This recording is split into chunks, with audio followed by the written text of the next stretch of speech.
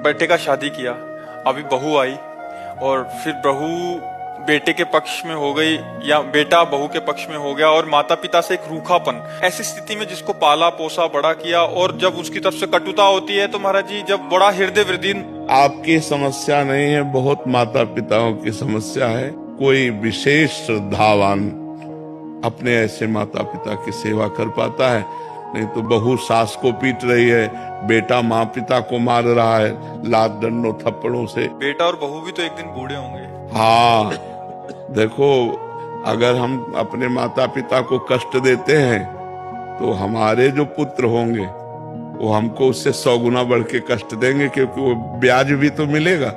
तो इसलिए नए बच्चों को ये ध्यान रखना चाहिए कि वो भी किसी दिन माता पिता बनेंगे और वो किसी दिन वो भी बूढ़े होंगे। तो अपने माता पिता के साथ असभ्य व्यवहार नहीं करना चाहिए, आसुरी व्यवहार नहीं करना चाहिए। यार, जिस कोख से पैदा हुए उसको तुम लात मार रहे हो, उसकी आरती उतारनी चाहिए।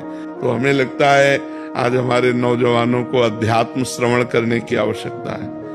शास्त्र श्रवण करें, संतों की बात सुने, जिससे समझें तो माता पिता कौन है। माता पिता की आराधना से भगवान विट्ठल आज जो महाराष्ट्र में विराजमान है वो माता पिता की आराधना से ही प्रकट हुए। पुंडरीक नाम के एक भगत अपने माता पिता को भगवान मानकर आराधना करते थे, तो भगवान स्वयं चलकर दर्शन देने आए।